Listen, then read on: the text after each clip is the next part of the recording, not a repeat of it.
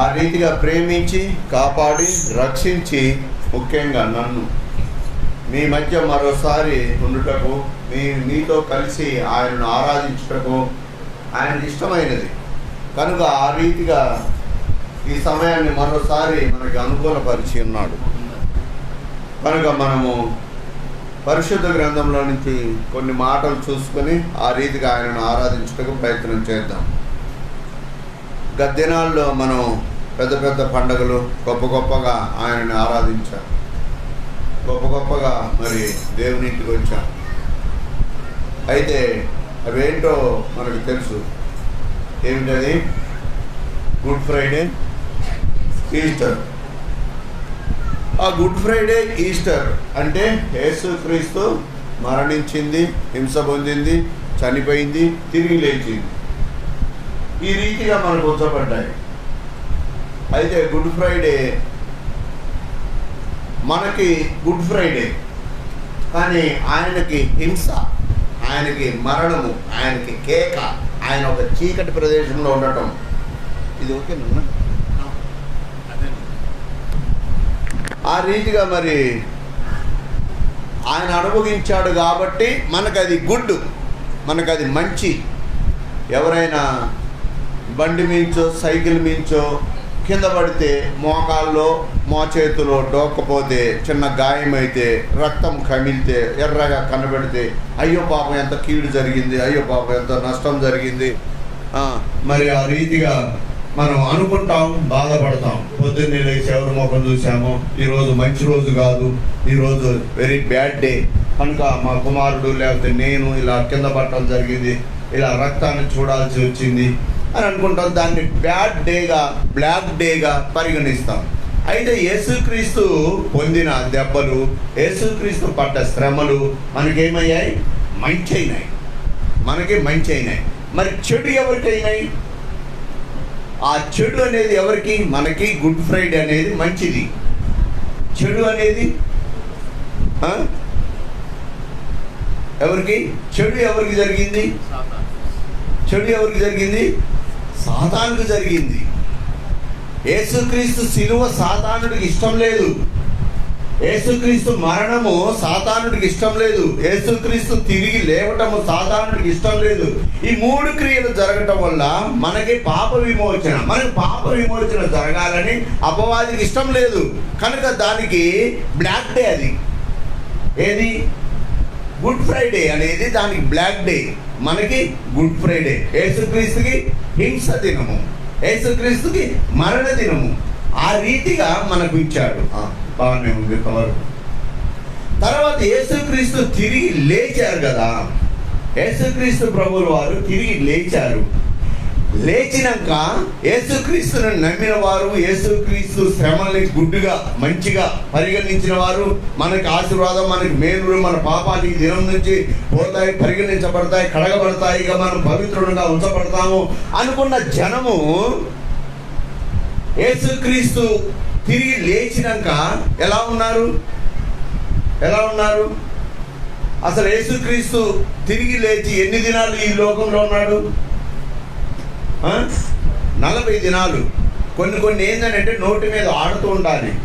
బైబిల్లో కూడా కొంత జీకే మనకు తెలిసి ఉండాలి, కొన్ని పదాలు తెలిసి ఉండాలి. ఆ పదాలు చెప్పడానికి ప్రయత్నం చేయాలి. ఈడ పీచు కాదు, ఈడ నామోష కాదు, ఈడ ఇంకోటి ఏం కాదు. మనకి తెలిసిన దేవుని పరిచర్యలో మనం ఈదాలన్నమాట. మనం దాంట్లో కలబడాలి, దాంట్లో కొట్లాడాలి, దాంట్లో మనం అనుభవించాలి. దానికి ఎన్నైనా పర్యాయ పదాలు పెట్టుకోవచ్చు. తండ్రి దగ్గర నుంచి అట్టిపండు లేకపోతే ఏదైనా స్వీట్ తీసుకోవడానికి కుమారుడు ఎన్ని ప్రయత్నాలు చేస్తుంటాడు. కాళ్ళు కింద కొడుతుంటాడు, చేతులు ఇట్టు అంటాడు, వాడు చొక్కా గుంజుతుంటాడు, ఆడున్న పడేస్తుంటాడు, రభస చేస్తుంటాడు. ఎందుకు? కిందంత లడ్డు చేతిలో ఉన్నందుకు. దాన్ని తీసుకొని నిమిత్తము ఆ రీతిగా ఆడ యుద్ధ వాతావరణాన్ని సృష్టిస్తుంటాడు అనమాట. అదే రీతిగా మనం కూడా దేవుని వాక్యం విషయంలో, దేవుని పని విషయంలో అలాగే ఆరాటం కలిగి ఉండాలి. దేవుని మాటలు అందించడానికి, దేవుని పని చేయటానికి అలాగే మనం ఆరాటం, ఆతృత కలిగి ఉండాలి. గందరగోళాన్ని సృష్టించే వారిగా ఉండాలి. అంటే ఇది లోక సంబంధమైనది కాదు, పరలోక సంబంధమైనది. ఆరాటం, ఆతృతతో కూడిన గందరగోళం అటువంటిది ఉండాలి. అయితే యేసుక్రీస్తు చనిపోయి తిరిగి లేచి ఎన్ని దినాలు కనబడ్డాడు? 40 దినములు. 40 దినములు కనబడినప్పుడు యేసుక్రీస్తు పిల్లలు, యేసుక్రీస్తు శిష్యులు పరిస్థితి ఎలా ఉంది? పరిస్థితి ఎలా ఉంది? అయోమయ స్థితిలో ఉంది. ఇదంతా ఉపోద్ఘాతమే, ఇదంతా మామూలుగా చెప్పేది, వాక్యంలోకి వెళ్ళలేదు. యేసుక్రీస్తు చనిపోయి లేచినాక సమాజ్ దగ్గరికి వెళ్ళారు కొంతమంది స్త్రీలు. సమాజ్ దగ్గరికి వెళ్ళినప్పుడు ఏం జరిగింది? నేను ఈరోజు ఆదివారం అంటే ఎక్కడ ఉండాలి? చర్చిలో ఉండాలి, దేవుని మందిరంలో ఉండాలి. డాక్టర్ జనార్దన్ రెడ్డి గారు ఫోన్ చేస్తున్నారు, ఇప్పుడు వస్తుంది ఫోను. ఆయన ఫోన్ చేస్తున్నారు. ఆయనకి తెలుసు, ఓహో ఈరోజు ఆదివారం కదా అనుకుంటాడు అనమాట. అనుకోక ముందే ఆయన అనుకోవాలి, ఓహో ఈరోజు సాంబశివరావు లేకపోతే శైలస్ అంటే ఆయన తెలియదు, సాంబశివరావు నా ఇంట్లో కిరాయికుంటుండే, ఆయన సండే కాబట్టి చర్చికి పోతాడు, ఇప్పుడు ఆయన ఫోన్ చేయకూడదు అనుకోవాలి. ఇవాళ కాదు కదా, 30 సంవత్సరాల నుంచి చరిత్ర ఉంది కదా. 30 సంవత్సరాల నుంచి ఆయన ఆదివారం ఫోన్ చేయడం, నేను చర్చిలో ఉన్నా సార్ అని నేను తర్వాత చేయడం, ఓహో నేను మర్చిపోయిన ఆయన అంటాం, ఇది కామన్ అయిపోయింది. మళ్ళీ ఇప్పుడు కూడా అది ఏదో పని మీద చేసిండు, తర్వాత నేను మళ్ళీ బయటికి వెళ్ళినాక చేస్తే, ఓహో ఇవాళ సండే కదా నేను మర్చిపోయినట్టు వాడు ఉంటావు కదా అని అన్నాడు. అంటే ఈ రోజున నేను కావాలి అని అంటే ఎక్కడికి రావాలి? మందిరంలోనికి రావాలి. ఎక్కడికి వెళ్ళారో తెలుసుకోవాలి, అక్కడ తెలుసుకొని అక్కడికి రావటానికి ప్రయత్నం చేయాలి. అక్కడే నేను దొరుకుతా, లేకపోతే ఈదులు కూడా నా బిజినెస్ సెంటర్లో నేను ఉండను. ఎందుకు? నేను వెళ్ళాల్సినది ఉంది. యేసుక్రీస్తు ప్రభుల వారు నేను చనిపోయి తిరిగి లేచి ఎక్కడికి వెళ్తా అన్నాడు? ఎక్కడికి వెళ్తా అన్నాడు? బిర్యానీ తింటా బవార్చికి వెళ్తా అన్నారా? గలిలయకి వెళ్తా అన్నాడు. గలిలయకి వెళ్తా, నేను చనిపోయి తిరిగి 3వ దినాన్ని లేచి గలిలయకి వెళ్తా, మీకన్నా ముందుగా నేను గలిలయకి వెళ్తా అన్నప్పుడు మరి వీరు ఎక్కడికి రావాలి? గలిలయకి రావాలి. వీళ్ళు ఎక్కడికి వచ్చారు? సమాధుల్లోకి. సాంబ్రాణి అంతా సుగంధ పరిమళాలు, అంతా పూలు పళ్ళు అన్నీ పెట్టుకొని దేనికోసం వచ్చారంట? సమాధిని చూడవచ్చిరి.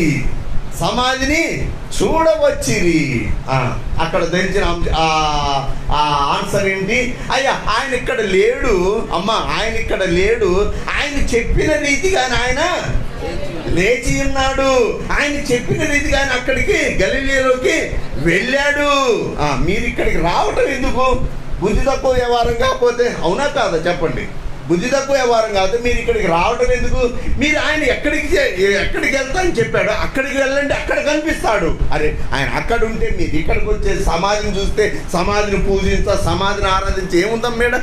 ఏం లేదు, మీరు అక్కడికి వెళ్ళండి, అక్కడ వర్తమానం ఉంటుంది. అది అయిపోయింది కదా స్త్రీలది. తర్వాత పేతురుకి చెప్తారు ఈ విషయం. శిష్యులు ఉన్నారు కదా, పేతురుకి చెప్తారు. పేతురు ఏం చేస్తాడు? బాధల ఆతృత పెద్ద పెద్ద అంగలు వేసుకొని ఆరాటంతో బట్టలు ఉన్నాయో ఊడిపోయో తెలియకుండా ఆయన ఆరాటంగా వస్తుంటాడు. ఏం చెప్పారు వీళ్ళు? అయ్యా యేసు లేడు అక్కడ సమాధిలో అని చెప్పినప్పుడు వీళ్ళు ఆరాటం అవునా నిజమా, అవునా అజట్టు జరిగింది ఇజట్టు జరిగిందని పేతురు తన సైన్యంతో వేసుకొని వచ్చి ఏం చేస్తాడు? ఆయన సమాధిలోకి తొంగి చూస్తాడు. సమాధిలోకి తొంగి చూసి ఏం చేస్తాడు? ఆశ్చర్యపోతాడు. తొంగి చూసి ఆశ్చర్యపోతాడు. ఇప్పుడు అన్న రాజబాబు అన్న గారు ఉన్నారు, అక్క గారు ఉన్నారు, వీరు పెద్ద పరిచర్య చేస్తున్నారు, చాలా గొప్ప పరిచర్య చేస్తున్నారు, నాకు తెలుసు, నేను గమనించాను అది.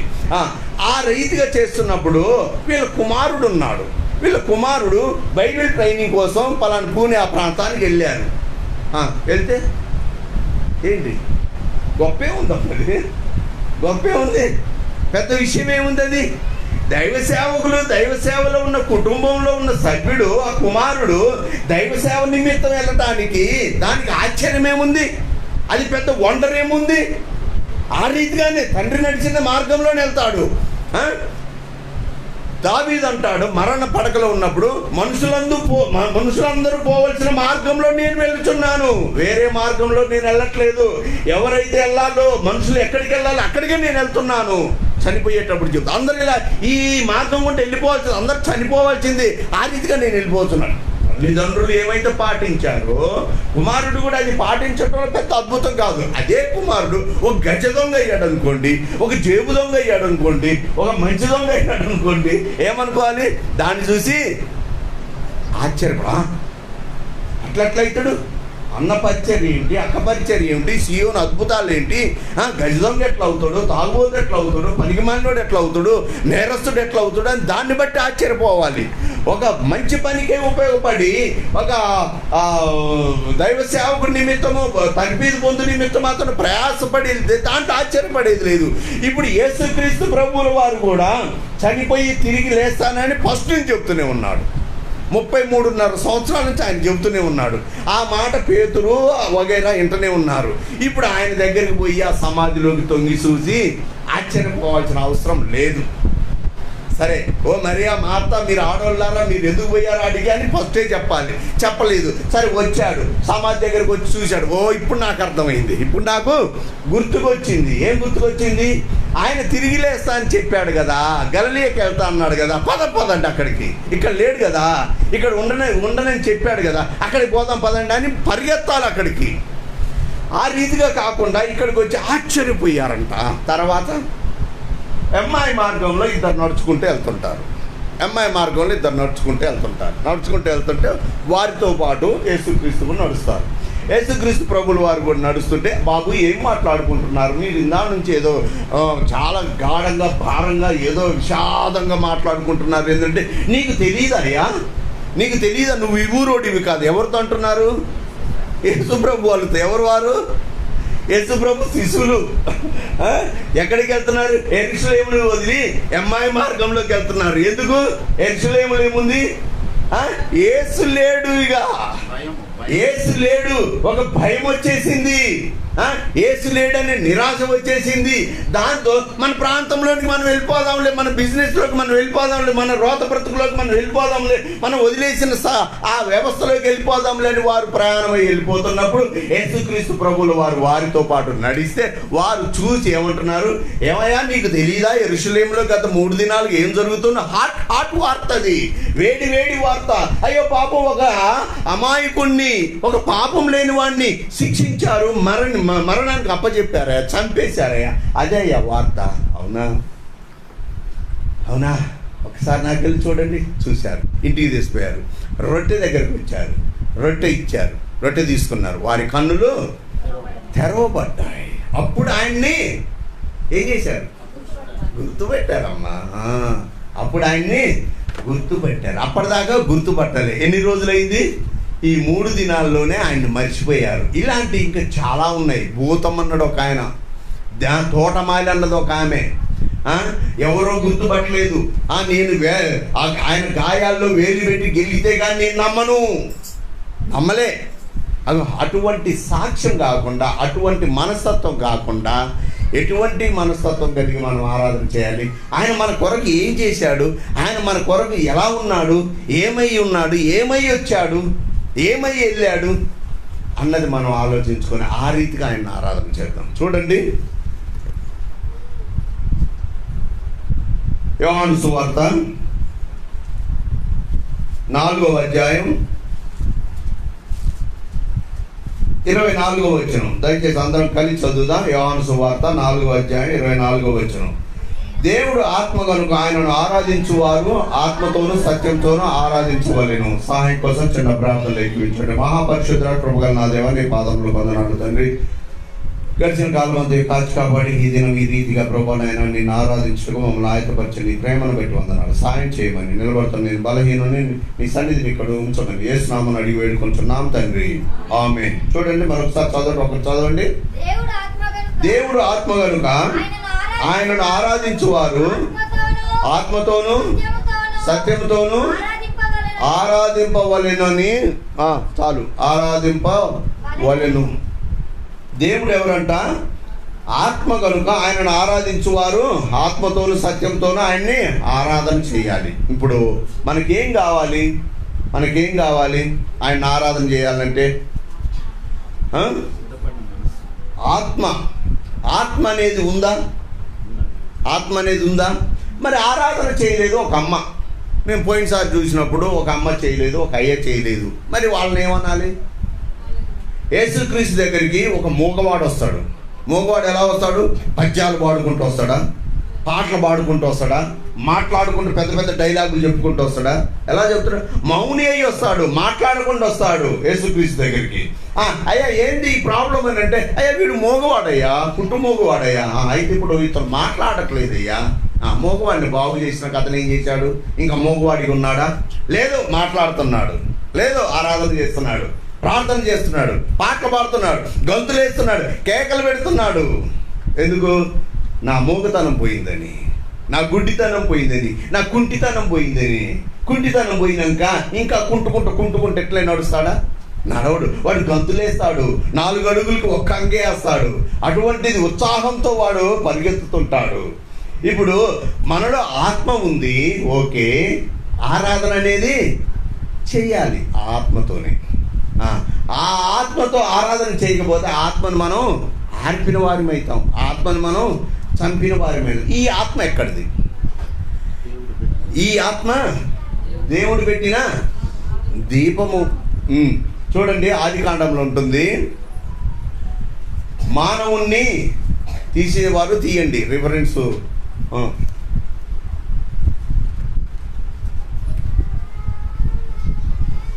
ఆదికాండము 8వ వచనం.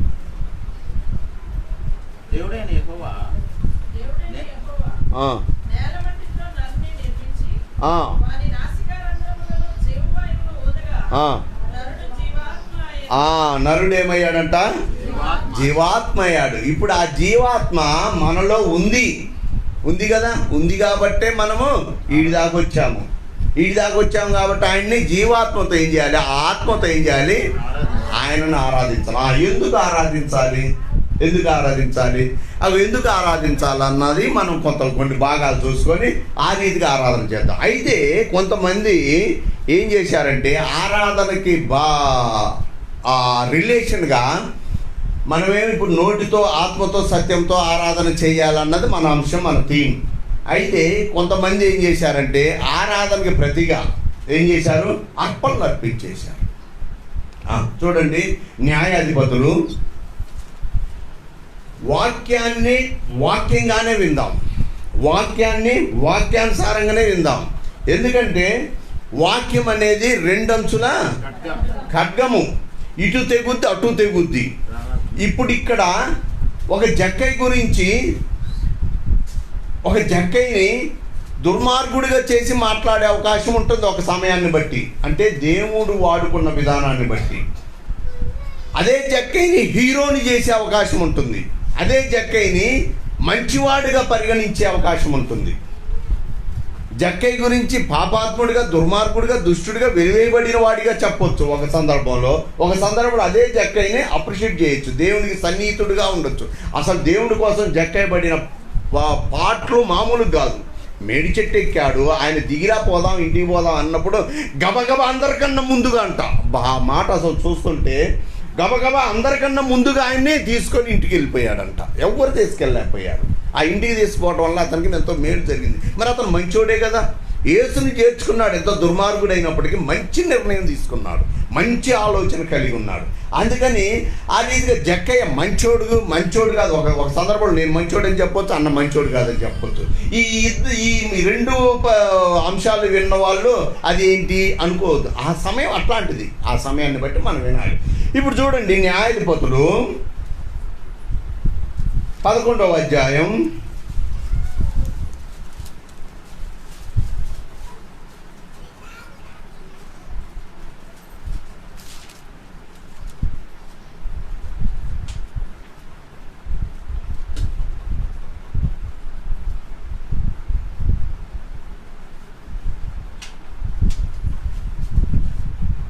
11వ అధ్యాయం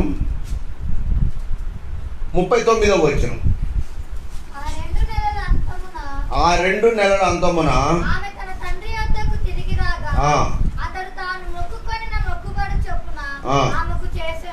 చాలు. ఇందాక చెప్పిన మొదటి మాటే. దీన్ని మిస్అండర్స్టాండింగ్, మిస్గైడ్ చేసుకోకండి, తప్పుగా ఆలోచించుకోకండి. వాక్యానుసారంగానే మనం ఆలోచిద్దాం.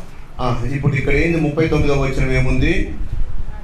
అతడు తాను మొక్కుకొనిన మొక్కుబడి చొప్పున ఆమెకు చేసెను. ఎవరు ఆమె?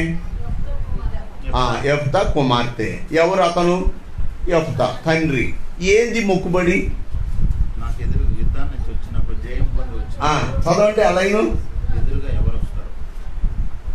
30వ వచనం.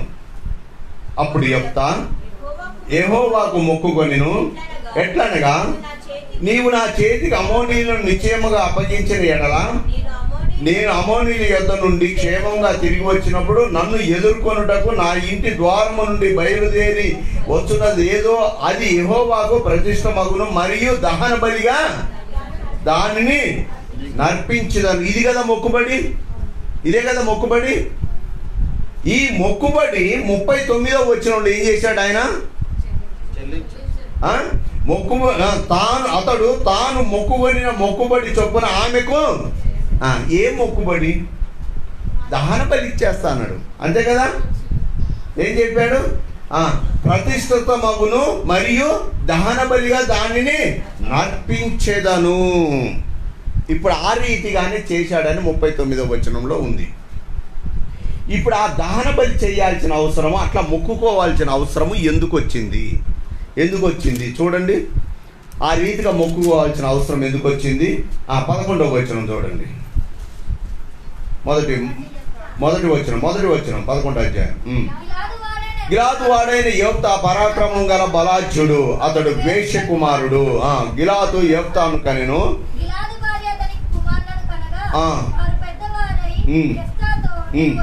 నీవు అన్ని స్త్రీకి పుట్టిన వాడవు గనుక మన తండ్రి ఇంట నీకు స్వాస్థ్యం లేదనిది. యెఫ్తా తన సహోదరుల యొద్ద నుండి పారిపోయి టోబు దేశం నివసింపగా అల్లరి జనులు యెఫ్తా యొద్దకు వచ్చి అతనితో కూడా సంచరించుచుండేది. చూడండి, ఇక్కడ ఈ గిలాదు వాడైన ఎవరు? యెఫ్తా పరాక్రమం కలిగిన వాడు. ఎవరిలాగా? నయమాన్ లాగా. ఇలా పరాక్రమం అనేసరికి ఇంకొక పరాక్రమవంతుడు మన మదిలో మెదలాలి. సంసోను.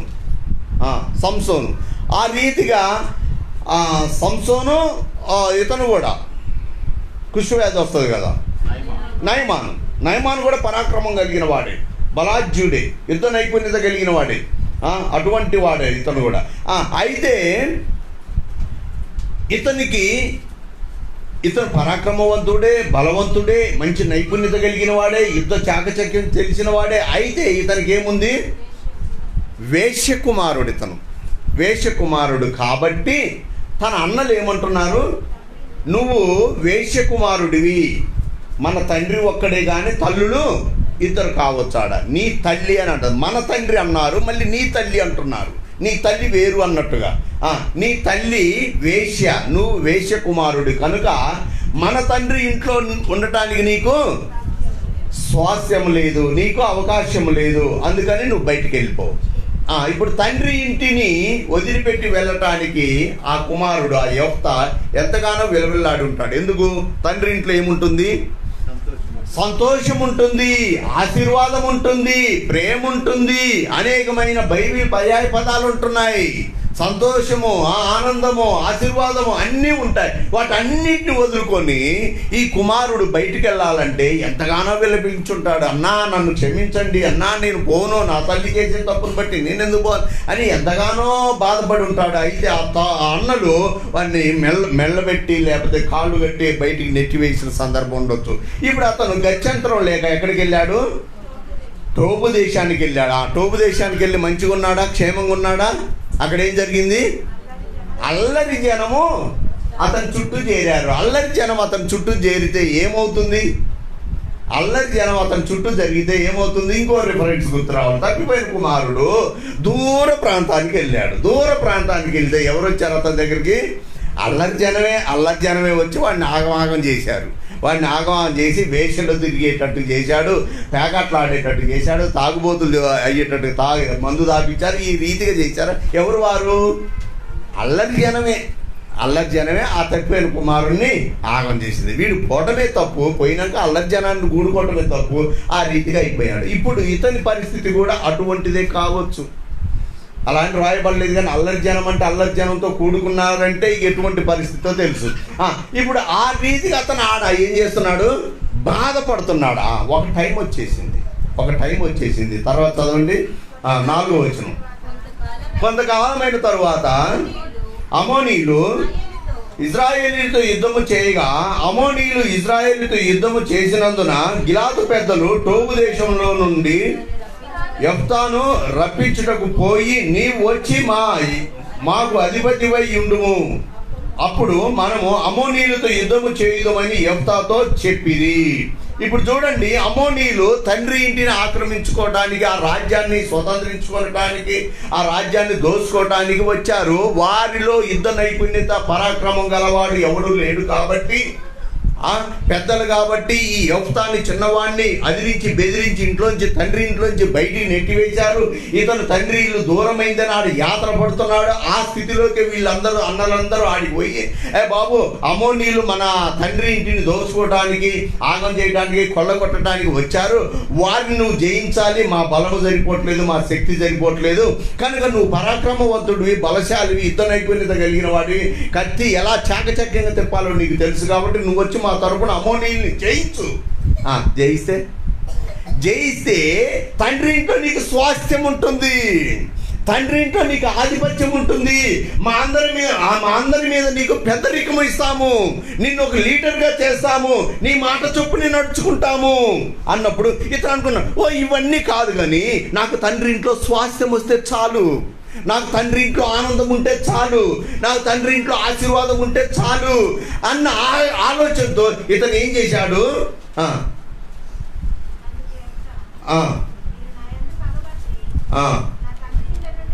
అది కాదు 11వ వచనం చూడండి. కాబట్టి యెఫ్తా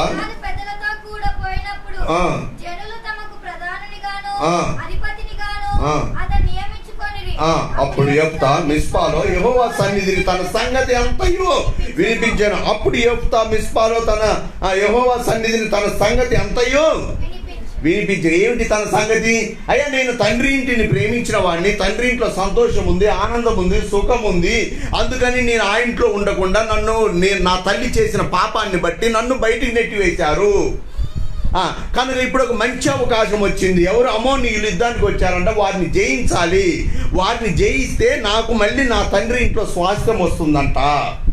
అందుకని ఆ అమోనీయుల్ని జయించే అవకాశం నాకు ఇవ్వు. 30వ వచనం. అప్పుడు యెఫ్తా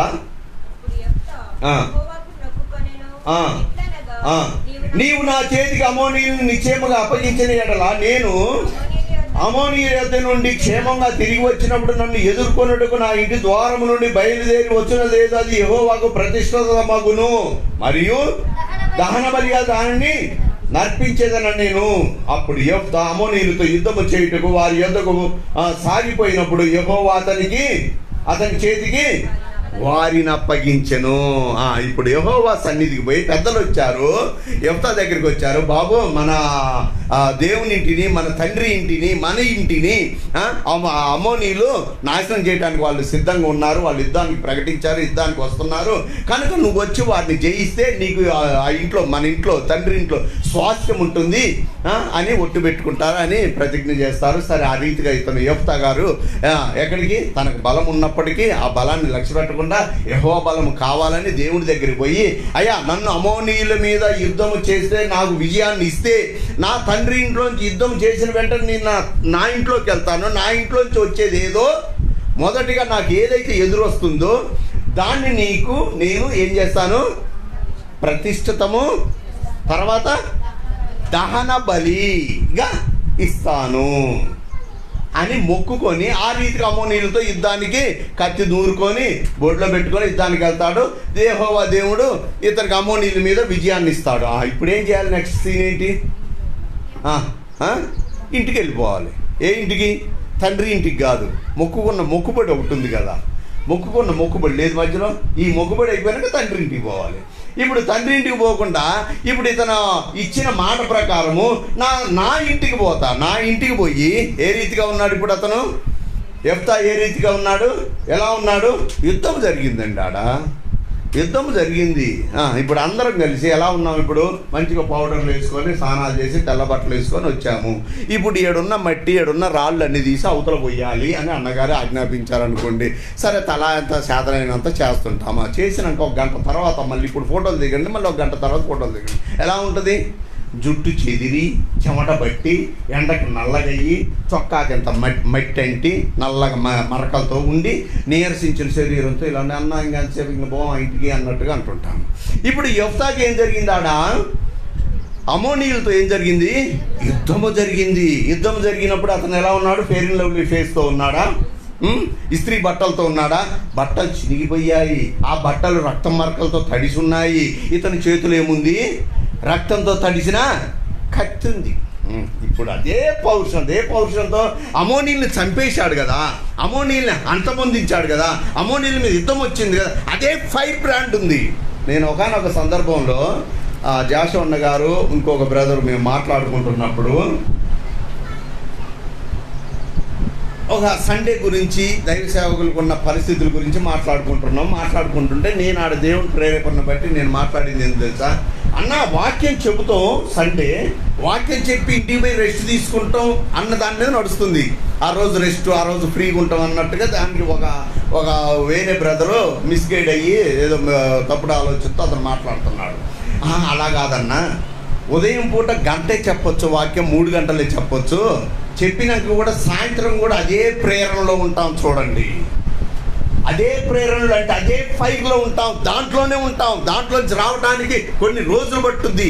ఈ ఆదివారం అనేది గతించిపోవాలి, సోమవారం ఉదయం కూడా అదే తీపిలో అదే మాధుర్యంలో ఉండిపోవాల్సి వస్తుంది దేవుని మందిరానికి వచ్చి దేవుని వాక్యం చెప్పినప్పుడు.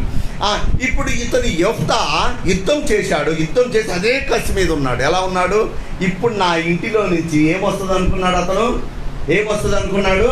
ఒక కోడి వస్తుందేమో, ఒక దూడ వస్తుందేమో, ఒక కోడె లేకపోతే ఇంకేంటి మేక వస్తుందేమో, గొర్రె వస్తుందేమో.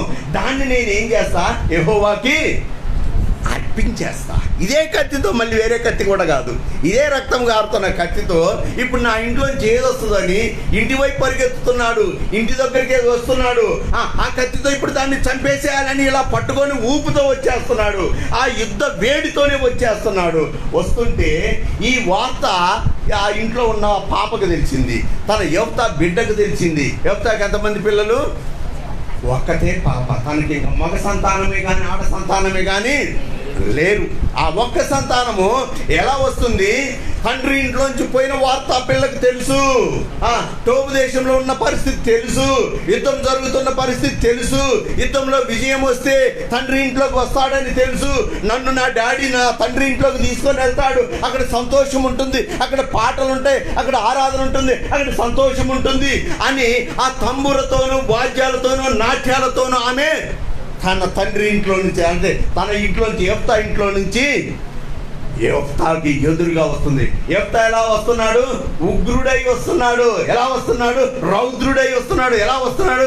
తండ్రి ఇంటి మీద ఆశతో, ఆతృతంగా ఏమొచ్చినా ఇప్పుడు నరికేయాలి, ఏమొచ్చినా ఇప్పుడు దహన బలిగా ఇచ్చేసేయాలి అన్న ఆరాటంతో అతను మొక్కుకున్న మొక్కుబడిని బట్టి నేను చెప్పేది. ఆ రీతిగానే అదే స్పిరిట్తో వస్తున్నాడు. వచ్చేసరికి ఎవరు వచ్చారు ఎదురుగా?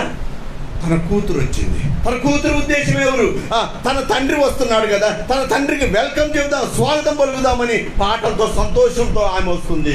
విజయాన్ని స్వీకరించాడు మా డాడీ, విజయ కేతనాన్ని ఎగరేశాడు అనుకుంటూ ఆమె సంతోషంగా వస్తుంటే ఈ తండ్రి మాత్రం ఆమెను చూసి ఒప్పుకున్న ఒప్పందం ఉంది కదా, ఆ ఒప్పందం గుర్తొచ్చి అయ్యో నా ఇంటిలోంచి ఏదైతే ముందుగా నాకు ఎదురుగా వస్తుందో దాన్ని నేను ప్రతిష్ఠిస్తాను, లేకపోతే దహన బలిగా ఇచ్చేస్తాను అని మొక్కుకున్నాను కదా, నువ్వొచ్చావా? ఏం డాడీ ఏం జరిగింది? నేను ఈ రీతిగా మొక్కుకున్నాను. ఏ రీతిగా? అమోనీయుల్ని జయిస్తే నా ఇంట్లోంచి ఏది అయితే మొట్టమొదటిగా నాకు ఎదురుగా వస్తుందో నేను దాన్ని దహన బలిగా ఇచ్చేస్తానని మొక్కుకున్నాను. యూ డోంట్ వరీ, ఆ రీతిగా నాకు చెయ్యి. 2 నెలల సమయం ఇయ్యి, నేను నా కన్యత్వం గురించి ప్రలాపించి నేను ఒంటరిగా ప్రలాపించి వస్తాను. ఆ రీతిగా ప్రలాపించి వచ్చినప్పుడు ఆ రీతిగానే చేశాడా? నిద్ర వస్తుందా? ఆ రీతిగానే ఇప్పుడు ఏమిటి? కూతుర్ని బలిచ్చాడా అని బోధిస్తావా, బలిచ్చాడా అని మనం నమ్మాలన్నా అన్నది కాదు ఇది. ఆడ పక్కన పెట్టండి. ఇప్పుడు అన్నగారు ఉన్నారు, ఒక్కోసారి మనల్ని దర్శించడానికి వస్తాడు. ఫస్ట్ ఎవరు? రూబెన్ అన్న సుధాకర్ అన్న ఇంటికి వచ్చాడు. సుధాకర్ అన్న ఇంటికి వచ్చి సుధాకర్ అన్న ఏం పెట్టాడు? వాళ్ళ సేవకుడు కాబట్టి ఏం చేశాడు? ఆయన గారెలు పెట్టాడు, 2 అరిసెలు పెట్టాడు, ఒక టీ ఇచ్చాడు. తర్వాత మీ ఇంటికి వచ్చాడు. మీరందరూ ఉట్టి చేతులతో అయితే పంపరు కదా. మీరు ఒక కాఫీయో ఒక అరటిపండో ఏదో ఒకటి. చివరికి ఈదులు కూడా నా దగ్గరికి వచ్చారు. నా దగ్గరికి వచ్చినప్పుడు నేను కూడా ఏదో ఒకటి పెట్టిన. ఆయనకి ఇవన్నీ తినాలని ఆశ ఉందా? లేదు. తినాలని ఆశ ఉందా? లేదు. కానీ మన నుంచి దూరం కావద్దు, మన ప్రేమ కలిగి ఉండాలి, మనతో సత్సంబంధం కలిగి ఉండాలని ఇష్టం లేకపోయినా, లోపల పట్టకపోయినా, లేకపోతే ఆ ఇష్టంతోనే వాటిని ఏం చేస్తాడు? బాగుంది అనుకుంటే స్వీకరించాలి. అదొక పనిష్మెంట్ అయినప్పటికీ దాన్ని అలా స్వీకరించాలి. అదొక కష్టమైనప్పటికీ దాన్ని అలా తినాలి, తప్పదది. ఎందుకు? ఆయన తినకపోతే నేను ఎమ్మటి కారాలు మిరియాలు నోరుతా కదా.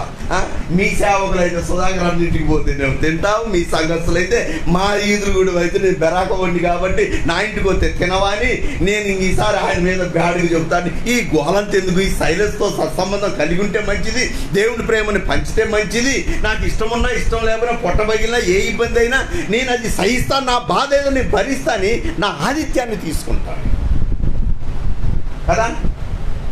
నోవాహు ఓడలో నుంచి దిగి వచ్చినప్పుడు దేవుడు చెప్పాడా? నోవాహు, నువ్వు నీతిమంతుడు, యథార్థవంతుడు, మంచోడివి, చెడుతనాన్ని విసర్జించిన వాడివి కనుక నువ్వు వెళ్ళి ఆ ఓడలో ప్రవేశించు. ఆ ఓడని ఇలా తయారు చేయి, ఇలా పెట్టు, ఇలా కీలు పెట్టు, ఇలా మొక్కు పెట్టు, ఇలా కలరయి, ఇలా కిటికీలు పెట్టు, ఇలా తలుపులు పెట్టు అని చెప్పాడు. ఈ సంభాషణ అంతా ఉంది కదా. కొన్ని సంవత్సరాల సంభాషణ ఉంది. సంభాషణ ఉన్నప్పుడు లాస్ట్కు మాత్రం నువ్వు ఓడలోంచి వచ్చినప్పుడు నాకు ఒక మంచి శ్రేష్టమైన బలిసిని నాకు దహన బలికి ఇచ్చేసేయి, నాకు అర్పణ ఇచ్చేసే అని అన్నాడా? లేదు. నువ్వు అయితే ఆ ఓడను తయారు చేసి ఆ ఓడలో ప్రవేశించంతే, దట్స్ ఆల్. అదొకటే చెప్పేశాడు, అయిపోయింది. ఈ నోవాహు వెళ్ళాడు, ఆ రీతిగానే 40 సంవత్సరాలు ఉన్నాడు. బయటకు వచ్చి ఏం చేశాడు? దేవుడు అడక్కపోయినా ప్రతి దాంట్లో ఒక్కొక్కటి తీసుకొని ఒక బలిపీఠం ఒకటి కట్టి దానికి ఏం చేశాడు? యెహోవాకి దహన బలిగా అక్కడ చూడండి, దహన బలిగా అర్పించేశాడు. అవునా? యెహోవా అడిగాడా? దేవుడు అడిగాడా? అడగలేదు. ఆయనకి ఇష్టమైనది. ఎవరికి? నోవాకి ఇష్టమైనది. ఎందుకు? నీటి ద్వారా బాప్టిజం ఇచ్చాడు కాబట్టి, నా పాపాలను క్షమించాడు కాబట్టి, నన్ను మరణం నుండి తప్పించాడు కాబట్టి, జలప్రలయం నుంచి తప్పించాడు కాబట్టి, అందుకు కృతజ్ఞతగా ఆయన ఏం చేశాడు? వినండి, ఆయన ఏం చేశాడు? అదొకటి తీసుకొచ్చి ఒక దహన బలి కట్టేసి దహన బలి ఇచ్చేసాడు. ఇది దేవుడు అడగలేదు. నాకు బలి కావాలి, నాకు పిల్లలు కావాలి, నాకు నరబలి కావాలని ఆయన అడగలేదు. యాంగ్జైటీగా ఇతను ఏం చేశాడు? ఆతృతకి ఇతను ఏం చేశాడు? తండ్రి ఇంటి మీద ఉన్న ప్రేమతో ఇతను ఏం చేశాడు? నేను దేన్నైనా ఇచ్చేస్తాను, చివరికి నన్ను నేను సమర్పించుకుంటాను అని ఇతను తొందరపడి ఆరాటపడి ఆ రీతిగా చేసినట్టుగా మనం బైబిల్లో చూడవచ్చు. అది దేవుడికి ఇష్టం లేదా అన్నది కాదు. ఇప్పుడు దేవుడు ఏం చేశాడు? నీవు ఎండలో ఉండి వాక్యం చెబుతానంటే ఆయన ఎండలో ఉండి వాక్యం చెప్పమన్నాడా? చెబుతా అంటే చెప్పు, ఆ నిలబడి చెప్తే తినరా మీరు? ఎందుకంటారు? నాకు ఇక్కడ కాదన్న, ఇక్కడ బాగా కంఫర్ట్ లేదు, ఆ నిలబడి చెబుతా సరే చెప్పు అని అంటారు. ఆ నిలబడి చెబితే ఏంది? నా మొహం నల్లగైపోద్ది, నేనంతా డిహైడ్రేషన్ అవుతాను, నేనంతా నీరసించు. అది దేవుడికి ఇష్టమైనది కాదు. నేను తెచ్చుకున్న నిర్ణయం అది. అలాగే ఈ మానవుడు కూడా ఏం చేశాడు? తన కుమారుని ఇవ్వటానికి ఇష్టపడ్డాడు. ఎందుకు? తండ్రి ఇంట్లో ఉన్న స్వాస్థ్యాన్ని బట్టి, తండ్రి ఇంట్లో ఉన్న మేలును బట్టి, తండ్రి ఇంట్లో ఉన్న ఆశీర్వాదాన్ని బట్టి, అటువంటి చల్లదనాన్ని బట్టి అతను ఆ కుమార్తెను ఇవ్వటానికి ఒప్పుకున్నాడు. ఆ రీతిగానే ఏం చేశాడు? ఆ రీతిగానే 30వ వచనం, అతడు తాను మొక్కుకొనిన మొక్కుబడి చొప్పున ఆమెకు చేసెను. చూడండి, యోహాను సువార్త 12వ అధ్యాయం 2వ వచనం. మార్త ఉపచారము చేసెను, లాజరు ఆయనతో కూడా భోజనంలో కూర్చున్న వారిలో ఒకడు. అప్పుడు మరియా మిక్కిలి విలువ గల అత్త జటామాంసి అత్తరు ఒక సేరున్నర ఎత్తు తీసుకొని యేసు పాదములకు పూసి తల వెంట్రుకలతో ఆయన పాదములను తుడిచెను. ఇల్లు అత్తరు వాసనతో నిండెను. ఇక్కడ ఒక సమర్పణ ఉంది చూడండి, ఇక్కడ ఒక సమర్పణ. ఎందుకు ఇది? లాజరు తన తమ్ముణ్ణి ఎక్కడి నుంచి? సమాధి నుంచి లేపాడు కాబట్టి, ఎక్కడి నుంచి? పాపం నుండి విడిపించాడు కాబట్టి, ఎక్కడి నుంచి? కంపు కొట్టే రోత బ్రతుకు నుంచి తప్పించాడు కాబట్టి, ఆ లాజరును చూసి యేసుక్రీస్తు కన్నీళ్లు విడిచాడు కాబట్టి, దాన్ని కృతజ్ఞతగా ఆమె ఏం చేస్తుంది? ఎవరు? తన అక్క ఏం చేస్తుంది? యేసుక్రీస్తు పాదములకి అచ్చ జటా మాంసి సేరున్నర బుడ్డిని పగలగొట్టి ఆయన పాదములకి పోసింది. అక్కడ ఉన్న శిష్యుడు కూడా, అయ్యో ఇంత విలువైనది, ఇది చాలా విలువైనది. యేసుక్రీస్తు శిష్యుడు అనేది మాట ఏందో తెలుసా? అతని దగ్గర ఏముందో తెలుసా? డబ్బు సంచి ఉంది, డబ్బు మూట ఉంది, డబ్బు మీద అతను అధిపతి అయినా కూడా అతనికి కూడా ఒక ఆశ్చర్యం అవుతుంది. అతనికి కూడా అబ్బా ఎంత ఖర్చు పెట్టి ఆయన పాదాలు పూయాల్సిన అవసరం ఏంటి? కానీ ఆమె అది లెక్క చేయలేదు. ఆమె ఎంత విలువైనా పర్వాలేదు, ఈ అచ్చ జటమాంచి సేరున్నర బుడ్డి కాదు, ఇంకా సేరున్నారా ఏం చేస్తా? ఎందుకంటే చచ్చిపోయిన నా కుమారుడు, నా తమ్ముడు బ్రతికాడు, వాడిని లేపాడు, కంపుని తీసివేశాడు, రోత బ్రతుకుని తీసివేశాడు, పాపం నుండి విడిపించాడు. కనుక దానికి ప్రతిగా నేను ఎంతైనా సమర్పించుకుంటానని ఆ స్త్రీ ఏం చేసింది? ఆ రీతిగా యేసు పాదములకు పూసి తన విలువైన తల వెంట్రుకలతో ఆ పాదాలని తుడిచి ముద్దు పెట్టుకున్న సమయం గమనించాలి. ఇప్పుడు ఈ రెండు అంశాలు చూస్తే మనకేమర్థం అవుతుంది?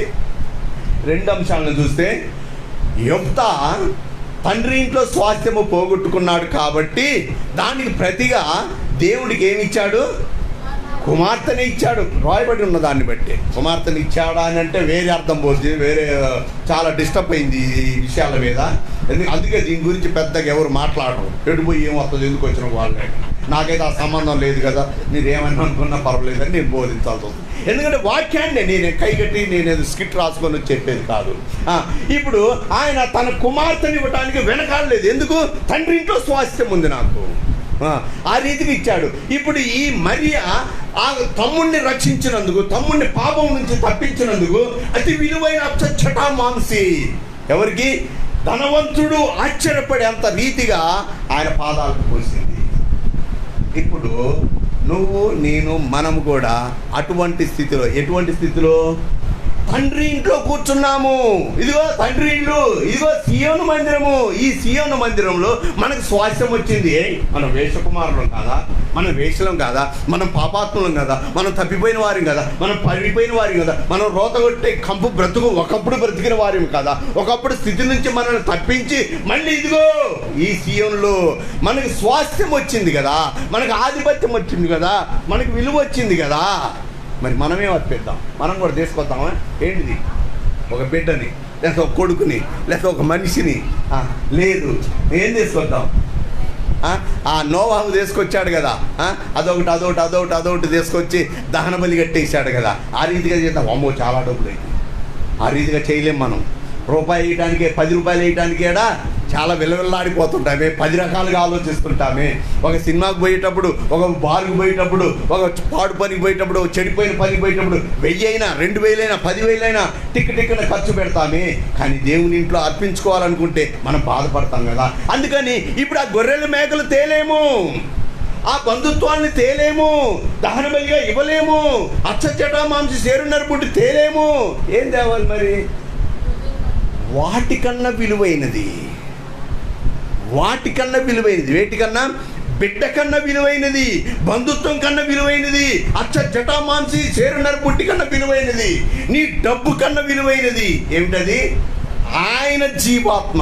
ఎవరి జీవాత్మ? దేవుని జీవాత్మ నీలో, నాలో, మనందరిలో ఉంది. ఆ జీవాత్మతో, ఆ ఆత్మతో, సత్యంతో ఆయన్ని అంతే. ఎందుకు ఆరాధించాలి? మనకి తండ్రి ఇంట్లో స్వాస్థ్యం వచ్చింది కాబట్టి. ఈ తండ్రి ఇంట్లో స్వాస్థ్యం లేకపోతే మనం ఎవరి గుంపులో ఉండాలి? అల్లరి జనుల గుంపులో, అల్లరి మోకలతో ఉండాలి, దుష్టుల గుంపులో ఉండాలి, అటువంటి పాడైపోయిన పాపాత్మల గుంపులో ఉండాలి, కంపు కొట్టే రోత బ్రతుకులో ఉండాలి, మనల్ని చూసి అసహించుకునే వారి దగ్గర ఉండాలి. ఇప్పుడైతే ఆ రీతిగా కాదు. బైబిల్ పట్టుకొని మనం వస్తుంటే ఎంతమంది అగో నీతిమంతులు పోతున్నారు, అదిగో దేవుని పిల్లలు పోతున్నారు, అదిగో పరిశుద్ధులు పోతున్నారు, అదిగో దేవదూతలు పోతున్నారని వారు ఒప్పుకోగానే ఒప్పుకుంటారన్నమాట ఇంటర్నల్గా. పైకి మాత్రం ఏదో వైరంగా మాట్లాడుకోవచ్చు, కానీ లోపల ఇంటర్నల్గా వాళ్ళకు ఫీలింగు అదిగో దేవుని పిల్లలు, అదిగో వారు జోలికి పోవద్దు. అదిగో దేవుని దాసులు ఎవరంటున్నారు? దయ్యం అంటుంది, పుతోను దయ్యం అంటుంది. అదిగో పౌలును చూసి, పౌలు శీలను చూసి అదిగో దేవుని దాసులు వస్తున్నారు. ఒప్పుకోవాలి, తప్పదు. ఆ రీతిగానే వారు మధ్యలో ఇంటర్నల్గా ఒప్పుకుంటున్నారు. ఏ రీతిగా? నువ్వు పరిశుద్ధులుగా ఉన్నప్పుడు, పరిశుద్ధులుగా ఉంచబడినావు కాబట్టి. ఆ పరిశుద్ధత ఎక్కడి నుంచి వచ్చింది? యేసు రక్తం ద్వారా వచ్చింది. నువ్వు పాపాత్ములమే, మనం పాపాత్ములమే, దుర్మార్గులమే, కంపు కొట్టే రోత బ్రతుకులో ఉండిన వారిమే, 4 దినములు కంపు కొట్టే 4 సంవత్సరాలు 40 సంవత్సరాలు పాడైపోయిన వారిమే. అయితే మనల్ని కడగటానికి ఏ నీరు? మంచి నీరు కాదు, ఇంకా లేకపోతే అచ్చ జటామాంసి కాదు, ఇంకా ఇస్సోపు కాదు. ఏమిటి? పరిశుద్ధ రక్తము, అనేకుల కొరకు చిందించబడుతున్న నిబంధన రక్తము. ఆయన రక్తము చిందించాడు. ఆ రక్తము చిందించి నా పాపాన్ని కడిగి వేశాడు. ఇప్పుడు మనం ఎవరిమి? పాపాత్ములు అని ఎవరైనా చెప్పగలుగుతారా? పాపాత్ములు అని చెప్పగలుగుతారా? చెప్పకూడదు. మనం పాపాత్ములు కాదు. ఎవరు మనం? పరిశుద్ధులు. మన పాపం ఏమైందయ్యా? ఒకప్పుడు పాపాత్ములమే. ఆ పాపం ఏమైందా? ఆయన పవిత్ర రక్తం చేత కడగబడింది కనుక ఆయన్ని ఆరాధించాలా. ఆరాధించాలంటే మీరు ఇప్పుడు దాకా చెప్పిన దాన్ని బట్టి మరి బిడ్డను తేవాలన్నా, గొర్రెను తేవాలన్నా, మేకను తేవాలన్నా కాదు. ఏం కావాలి? దేవుడిచ్చిన ఆత్మ నీలో ఉంది. ఆ ఆత్మ వీటన్నిటికంటే విలువైనది. ఆత్మను కొనగలవా? ప్రాణాన్ని కొనగలవా? జీవవాయువును కొనగలవా? జీవాత్మను కొనగలవా? కొనలేము. అది ఎక్కడి నుంచి వచ్చింది? పరలోకం నుంచి వచ్చింది. చచ్చిపోయినప్పుడు చెప్తుంటాం కదా అన్న, ఏమని చెప్తుంటాం? మట్టి అయినది మట్టిలోకి ఇస్తున్నాము, తర్వాత ఆత్మ తాను దయచేసిన ఆయన దగ్గరికే పంపిస్తున్నాం. ఎవరు దయచేశారు? ఆ దేవుడే. జీవవాయువు ఊదాడు కనుక జీవాత్మ అయ్యాము. ఆ జీవాత్మతో ఆయన్ని మనం ఆరాధన చేయాలి. అయ్యా నేను పాపిని, నేను దుర్మార్గుని కనుక ఇప్పుడు పాపిని కాదు, దుర్మార్గుని. నా పాపాలన్నీ తీసివేశావు. నాకు యుద్ధం మీద విజయాన్ని ఇచ్చావు. అపవాదిని నువ్వే జయించావు, నువ్వే ఓడించావు కనుక మమ్మల్ని కాపాడావు. నా తండ్రి ఇంటికి కాదు, నా తండ్రి ఇంట్లో నాకు స్వాస్థ్యం ఇచ్చావు. ఇగో ఈ వాతావరణంలో సీఎంలో నేను ఉండినందుకు నీకు ఆత్మతోను సత్యంతో నిన్ను ఆరాధన చేస్తున్నాను. ఆ రీతిగా ఆరాధన చేద్దాం. దేవుడి మాటలు జీవించుగా.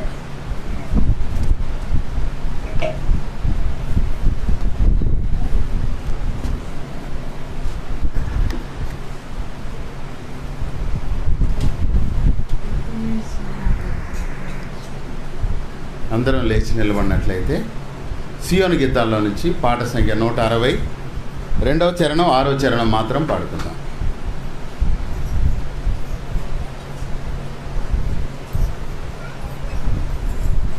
రెండవ చరణం 6వ చరణం మాత్రమే. దయచేసి ముందుకు జరిపొచ్చండి.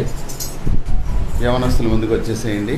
అలాగే మరి స్త్రీల వైపు కూడా ముందుకు జరిగి కూర్చోండి. వెనక వచ్చే వారికి స్థలాన్ని ఇవ్వండి. పాట సంఖ్య 160, ఆరాధించేదా నిన్ను మాది పొగడేదా అనే పాట. 2వ చరణం 6వ చరణం పాడుకుందాం. ఆరాధించేదా నిన్ను మది పొగడేదా, నిరతము నిన్ను స్తుతించెదము.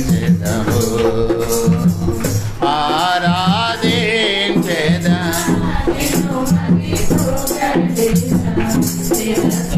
నిన్ను స్తుతి